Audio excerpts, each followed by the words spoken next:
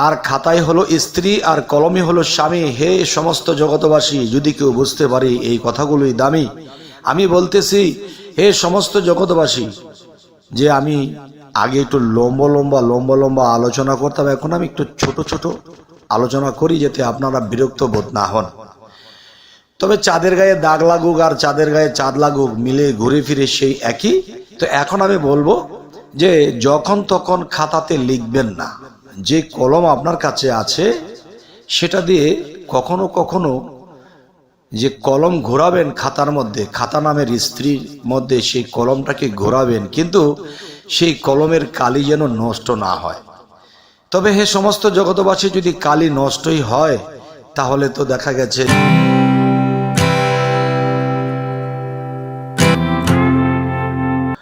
বিসমিল্লাহির রহমানির রহিম। হে সমস্ত জগতবাসী, আজ আমি শামীম আলী চিশতি আপনাদের সামনে যে আলোচনাটি নিয়ে হাজির হলাম, সেই আলোচনাটি করব যে আমরা লালন ফকিরের কথা বলতেছি। যে তিনি একটি কবিতায় লিখেছেন, লালন ফকির যেটি বলেছেন, চাঁদের গায়ে চাঁদ লেগেছে। তাহলে চাঁদের গায়ে চাঁদ লাগা একটা বিষয়। আবার জালালউদ্দিন খাঁ, আমার চাচা গুরু, তিনি বলেছেন যে চাঁদের গায়ে দাগ লেগেছে। তো চাঁদের গায়ে যে দাগ লেগেছে, এই দাগ লাগা আর চাঁদের গায়ে চাঁদ লাগা কি এক বিষয় নাকি ভিন্ন বিষয়? তবে আমি বলতে চাইব, চাঁদের গায়ে চাঁদ লাগা যে বিষয় আর চাঁদের গায়ে দাগ লাগা একই বিষয়। তাহলে এটি কিভাবে একই বিষয় হয়, এটি কিন্তু বোঝার বিষয়। সেটি দেখেন যে চাঁদের গায়ে চাঁদ, সৃষ্টি বলতেই নারী, প্রকৃতি সমস্ত কিছুই নারী। তবে দেখেন, যিনি পিতা তিনিও কিন্তু পুরুষরূপে পৃথিবীতে জন্ম নিলেও দেখা যায় কি তিনিও সৃষ্টি বলতে নারী। আবার যে মা বা নারী শক্তি, স্ত্রী শক্তি, সেটাও কিন্তু পৃথিবীতে মেয়ে রূপে জন্ম নিলেও তিনিও কিন্তু নারী। তবে নারী সৃষ্টি বলতে যদি নারী হয়, আর সুন্দর বলতে বলতে আমরা চাঁদ বলি, চাঁদ অনেক সুন্দর, আর মানুষই কিন্তু সুন্দর, এক একটা মানুষই চাঁদ। তাহলে চাঁদের গায়ে চাঁদ লেগেছে, তাহলে এটাও কিন্তু চাঁদের গায়ে যখন চাঁদ লেগেছিল তখন কিন্তু সেই চাঁদের গায়ে দাগ লেগেছে, যখন চাঁদের গায়ে চাঁদ লেগেছে। আর জালালউদ্দিন খাঁ তিনি বলেছেন যে চাঁদের গায়ে দাগ লেগেছে। তা চাঁদের গায়ে দাগ লেগেছে, এই দাগের কথা বলতে গেলে কিন্তু শুধু এক জায়গায় বোঝানো হয়নি। যেমন পৃথিবীতে বেঁচে থাকতে অনেক মানুষ কলঙ্কে ভোগে, কলঙ্কিত হয়েছে, বা দোষ করে কলঙ্কিত হয়েছে, কেউ না দোষ করে কলঙ্কিত হয়েছে। তো এখন এই কলঙ্ক তো কলঙ্কই, মানুষে যখন দেখবে কলঙ্কিত বলেই ডাকবে, কিন্তু সে কি আসলে কলঙ্কিত হয়েছে সেটা কিন্তু কেউ দেখবে না। তো এখন বলবো, একজন মানুষ যদি কলঙ্কিত হয় তাহলে এটাকেও দাগ লাগা বলে। আবার চাঁদের গায়ে চাঁদ লাগা, পিতামাতা যখন একাত্রে ছিল, যখন সন্তান ভূমিষ্ঠ হবে এর আগে কিন্তু দাগ একজনের থেকে আরেকজনের দাগ দিতে হয়েছে সেই কলমের দ্বারা। আর খাতায় হলো স্ত্রী আর কলমে হলো স্বামী। হে সমস্ত জগতবাসী, যদি কেউ বুঝতে পারে এই কথাগুলোই দামি। আমি বলতেছি যে আমি আগে একটু লম্বা আলোচনা করতাম, এখন আমি একটু ছোট ছোট আলোচনা করি, যাতে আপনারা বিরক্ত বোধ না হন। তবে চাঁদের গায়ে দাগ লাগুক আর চাঁদের গায়ে চাঁদ লাগুক, মিলে ঘুরে ফিরে সেই একই। তো এখন আমি বলবো যে যখন তখন খাতাতে লিখবেন না। যে কলম আপনার কাছে আছে সেটা দিয়ে কখনো কখনো যে কলম ঘোরাবেন খাতার মধ্যে, খাতা নামের স্ত্রীর মধ্যে সেই কলমটাকে ঘোরাবেন, কিন্তু সেই কলমের কালি যেন নষ্ট না হয়।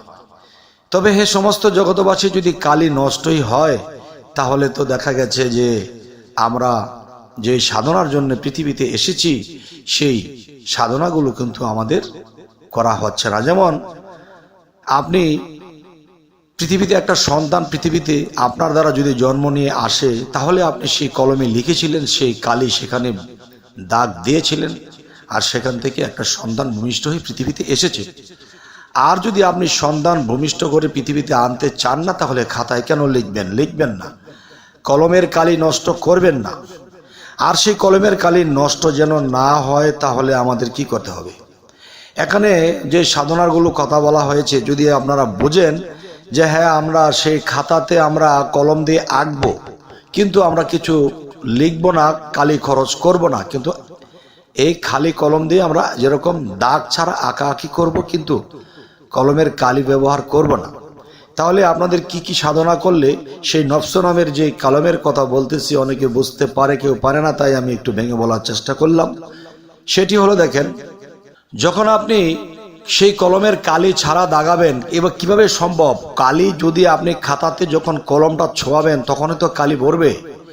তখন কিন্তু আপনার যে জীবনের যে আপনি নিজে একটা কলম, সেই কলমের কালি যদি একদিন ফুরিয়ে যায় তাহলে কিভাবে হবে? তবে আমি বলবো সেই সাধনা আছে, সেই সাধনাগুলো যার যার মুর্শিদ কাছে নিতে হবে।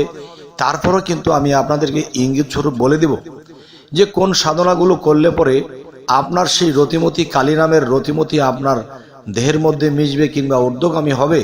এই জন্য আমি বলবো, রেচক পুরক কুম্ভকেতে লুপ্ত করো কাম্বিকার, পরের স্বর চক্রস্বর নিঘুমিতে করো ধ্যান, এলো একটি সাধন।